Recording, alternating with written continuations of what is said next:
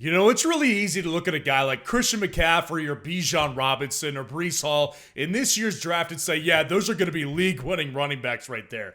But what about the other guys that are usually mid to later round guys that end up giving you league-winning production like a Kyren Williams did last year, like a Raheem Mostert did last year, like a Josh Jacobs did a couple of years ago? Seems to me like those guys are out there every single year. So what this data we're going through today is going to show you is what the commonalities are between all of those guys who are unsuspecting league-winning running backs and how we can identify some unsuspecting league-winning running backs in 2024 fantasy football. So first, go down there, drop a like on the video, and subscribe to the channel to show your support. So what I wanted to do here is I wanted to just go back for the past 2 years, because the reason I did this for full transparency is because I'm using RotoViz for some of the ADPs in fantasy football drafts over the past several years, and it only goes back a couple years. And in 2021, there really wasn't a guy who was just an outlandishly late ADP who ended up with a top 5 finish, because that's what's important to remember is in order to be a league-winning running back, you're going to need to give top 5 level production. So I went back just to 2022, and of course I included 2023. And the 4 guys that I had are Raheem Mostert, Travis Etienne, Kyren Williams, and Josh Jacobs. Now I will say Travis Etienne is he was kind of pushing it for me because he wasn't super late. He was the ADP. He had an ADP of 44 overall last year. So it's not like you were getting him in like the 6th or 7th round or anything like that. The reason that Travis Etienne is on this list today is because last year I did a video trying to identify the next Josh Jacobs heading into 2023. And Travis Etienne was the guy that I picked, and he ended up doing really well in fantasy football. So I just wanted to show kind of what the steps were in me last year finding that guy, and how I will apply those steps this year, and if they make sense this year, and some other steps that I found very, very interesting as well. So what we'll notice here is that all these guys, they're top 5 guys, with the exception of Kyren, but Kyren on a per game basis was elite. He just missed a couple games, so that's why he was the running back 6. Now, what you'll notice is the year prior to them having that league-winning season, there was a big difference in where they produced at. Raheem Mostert in 2022, he was the running back 27, so that's barely giving you running back 3 production right there. Kyren Williams was irrelevant in 2022. Running back 91 in fantasy football. Travis Etienne, more relevant, so was Josh Jacobs, running back 17 and running back 16. But obviously, they both went to running back 3 finishes when they had that league-winning upside right here. Now, the ADP is what's important here. That's the whole reason this video exists, is because I'm not trying to tell you guys, yeah, draft Bijan Robinson, draft Christian McCaffrey, you're going to get a league winner. They wouldn't be where they're going in the first round if none of us thought that they had league-winning upside. We all understand they have league-winning upside. I'm trying to identify some mid to late round guys here. Raheem Mostert last year, his ADP was 152. 152. That guy was going at basically the 13th round. Kyren Williams, 239 off the board. Basically undrafted. Basically undrafted.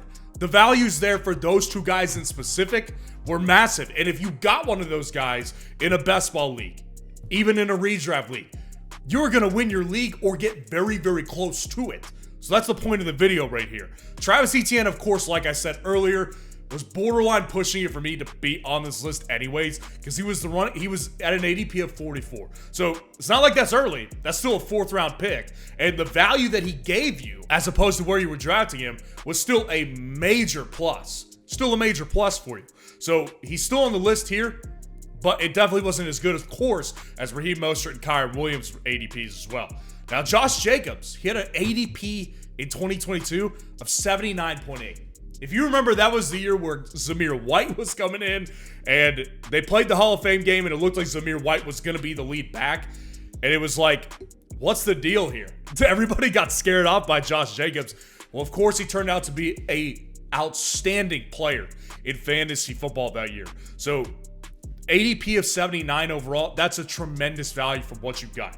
Now, what I did last year in this video where I was trying to identify the next Josh Jacobs heading into 2023, what I did in that video was I found the specific point where I think something changed for Josh Jacobs in the year prior. Because once we go through this list, you're going to see that Josh Jacobs, between weeks 1 and 9, his production was a lot worse, and it wasn't only worse, it was just less of it, less volume than the weeks 10 through 18 were for Josh Jacobs. That's also what I thought I found with Travis Etienne last year, using a different week span.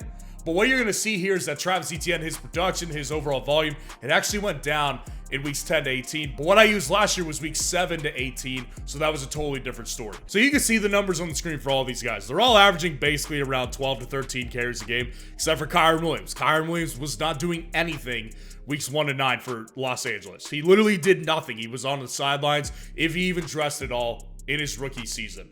Now, again, the point to show that is to show you guys that for most of these guys, except Travis Etienne, all of these guys, weeks 10 to 18, something changed. I don't know what it was. For a lot of these guys, I can tell you what it was, but for all of these guys, there definitely was something different. So with Raheem Mostert, the only thing that went down was his total carries per game, which again is not exactly what I'm looking for, because the point of this is to show you guys that their volume went up, and it didn't happen with Raheem Mostert.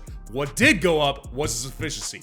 5.8 yards per carry, 2.9 targets per game instead of 2.4, and 74 total yards as opposed to 63.9 total yards per game in weeks 1 to 9 versus weeks 10 to 18.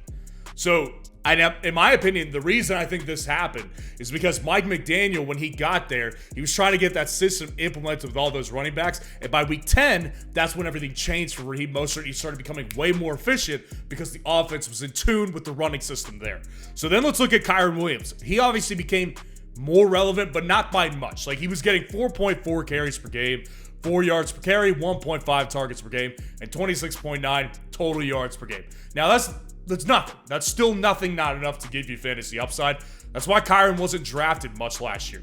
That's the reason why, is because even when he did see an uptick in volume, it really didn't move the needle to anywhere close to being on your starting roster in your starting lineup for any particular fantasy football week. But it was obviously better than weeks 1 through 9 because he was actually involved in weeks 10 through 18. Now, with Travis Etienne, like I said, the data that I pulled last year was different. You could go back and watch that video. I made the change whenever they shipped James Robinson out of Jacksonville. That's when you started to see Travis Etienne produce more in fantasy football. So there was a difference here in the data collected, and he ended up doing worse in every category, but he was still, of course, very, very relevant in fantasy football. And then the big guy right here, the reason this data exists for me is because I don't like to just study data. I like to let the film that I watch dictate what data I need to pick out and study and present to you guys, because data is pointless unless there's a reason you're studying it. You could totally go overboard on data, and the reason here that I started doing this research, splitting it up into 2 halves of a season, is because Josh Jacobs was the guy, clearly, weeks 10 through 18. 16 carries as opposed to 12.2 in weeks 1 through 9. 4.1 yards per carry. His efficiency went up. 4.9 targets per game. Became way more involved in the passing game. And 90 total yards per game. Now, the reason this happened for Josh Jacobs is simply because he was injured for a lot of that first half of the season. He was dealing with an ankle injury at that time, and he got healthy, and then he started playing really well. And that carries into the next year. So I could have stopped here because, like I said last year, this is all the data that I went through. And I really didn't feel good about stopping here because I don't feel like this is narrow enough to finding a guy who is an unexpected league-winning type of guy.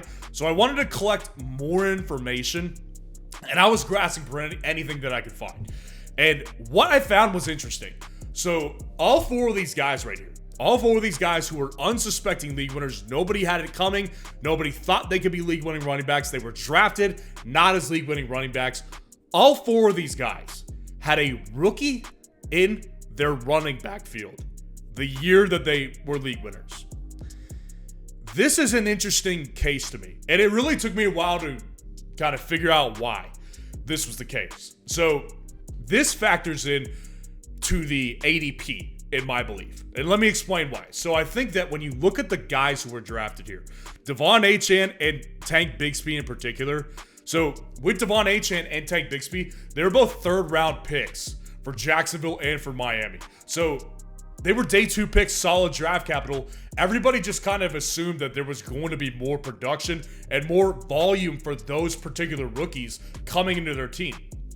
That factors in to why those guys were going so low.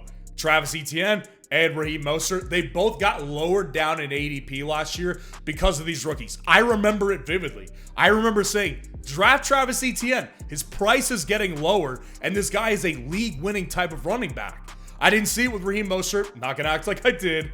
But with these two guys, they both had third-round picks in their running back room that lowered the ADP because people didn't trust that those guys would handle the workload that they did in 2023. Now, you look at the other two guys, they were later round draft picks, but Zach Evans and Zamir White, they had hype in their own rights as well. And not only was it Zach Evans for Kyren Williams, it was obviously the Cam Akers effect. Nobody thought that Kyren Williams was going to be the starter over Cam Akers. So this is one that I could have played out a lot easier. I was not taking Cam Akers at all last year because I had seen the tumultuous season in 2022 that he had went through when he tried to request a trade from the Los Angeles Rams and they didn't give it to him. And then he started producing at the end of 2022 and came right back to where he started in 2022 and 2023 when he was just irrelevant.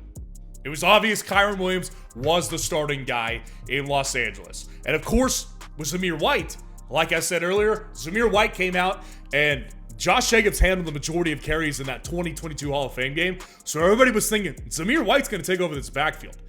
None of that obviously happened. But the one thing they all had in common was that all of them had a rookie that was brand new to the team. They totally all had hype to a certain degree coming into their team, and people were scared by that, and the ADP dropped as a result. And then the running back 1 year prior, there was two guys on this list that were the running back 1 year prior. It was Raheem Mostert, he was the running back 1 in 2022 for Miami, and Josh Jacobs was the running back 1 in 2021 with the Las Vegas Raiders. So the other two guys, Cam Akers and James Robinson, they were obviously shipped for nothing later on in that season by both of those teams. So when I compile all this data together, this is about as narrow as I could get with finding these unexpected league-winning running backs. And so I want to apply that, obviously, to this year and what I think about the guys who could be unexpected running backs in 2024 fantasy football. Now, full discretion, when you see this list, you're going to think it's crazy. That's the point of this video, is to find unexpected league-winning running backs that are going really late or mid-round of drafts. It's not easy to find these guys, but just basically applying that data that we just pulled from. Here's what I found. So Rachaad White, he's kind of the only one with significant draft capital on the board. So Rachaad White, if you look at weeks 1 through 9 and weeks 10 through 18 in 2023, everything was better for him. Literally everything, except targets per game, which is basically around the same thing. Everything was more. Carries per game went up, yards per carry went up, targets per game went down, but his total yards per game went up as well. So Rachaad White literally was improving on everything at that time. He's also got Bucky Irving coming into the backfield as well, and he already has Chase Edmonds there. Nobody thinks Chase Edmonds is going to be the guy. There are some people that do believe that Bucky Irving could have some touches that could steer away from Rachaad White, and that's why Rachaad White's going at 58 overall on Underdog right now. I gotta tell you, I'm not a big Rachaad White guy, but I'm getting more and more on board with drafting him by the passing day. And this is one of the reasons why. Now, let's get into two more guys that are totally not suspected. Devin Singletary and Chuba Hubbard. Chuba Hubbard of the Carolina Panthers is an interesting one. Now, with both these guys, they're both 100 plus ADP. They're both going at the middle to later rounds of fantasy football drafts on Underdog. Chuba Hubbard is he's like one of the last few rounds in fantasy football. And with both of these guys, they both saw more carries per game. The yards per carry went up with Devin Singletary in week 10 through 18. The targets per game went up, and both of them had an upward trajectory with total yards per game. And again, they both have rookies coming into this backfield. Eric Gray and Tyrone Tracy Jr., the rookie in New York, and Jonathan Brooks, the rookie for the Carolina Panthers, and of course, Miles Sanders. Now, what I will say, I want to hone in on Chuba for a second. What I'll say about Chuba Hubbard is I don't think that Chuba Hubbard is some elite player, but what I will tell you is this. Jonathan Brooks tore his ACL late into 2023. So the notion that he's going to be, even if he's theoretically medically cleared to play, the chances that he's going to be the player that we saw in college, I would say are pretty slim. He's going to need time to not only adjust to the NFL game, but to adjust to the speed he used to play at before the injury. Look at Javonte Williams last year coming off the knee injury.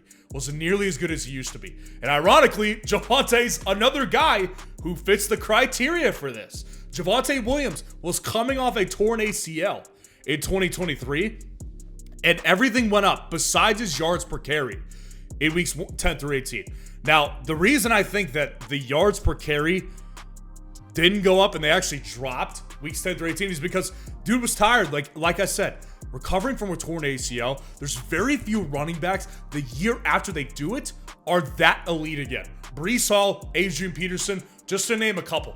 Those guys are elite talents. Javonte Williams is not in that class. So with another year, and with Samaje Perine, Audric Estime, and Jaleel McLaughlin in the backfield, who's to say he doesn't handle this type of workload right here? And then the last two guys on the list, Zamir White and Chase Brown. Now, Zamir White has somewhat significant draft capital, I guess, 85 ADP, but Chase Brown is again, mid to later round guy, 120.7 ADP overall. And again, all of these guys saw an uptick in everything weeks 10 to 18. Now, with Zamir White, he did kind of have an easier path than Chase Brown because Josh Jacobs went down with injury and he ended up starting a bunch of games.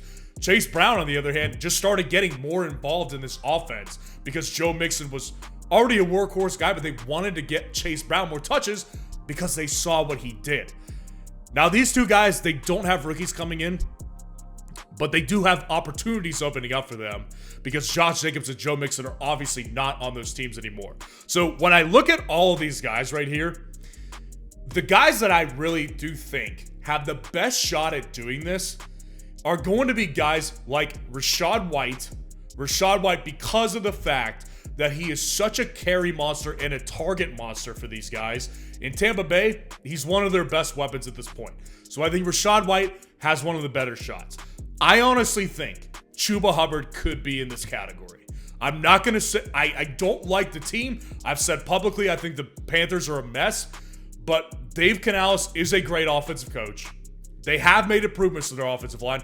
They've made improvements to their offense as a whole. So run game could be way more open than it was last year, and Chuba Hubbard might average 4.2 yards per carry. And I also think that Javonte Williams is the other guy that I think has the better shot of doing this. Javonte Williams coming into a second year off of the torn ACL on a contract year. Those are two things that Josh Jacobs had. Aside from the ACL tear, he was coming into a contract year where there was a lot of doubt around Josh Jacobs. So the other guys here, Zamir White, Chase Brown, Devin Singletary, it's not that I don't think they could do this. I think when we apply this data, it's obvious they fit the criteria, but I do have a faith in Rachaad White, Chuba Hubbard, and Javonte that I don't have in those other guys. So I hope you got value from this data today. Let me know in the comments what you think about the data, and let me know who you are taking in fantasy football drafts this year.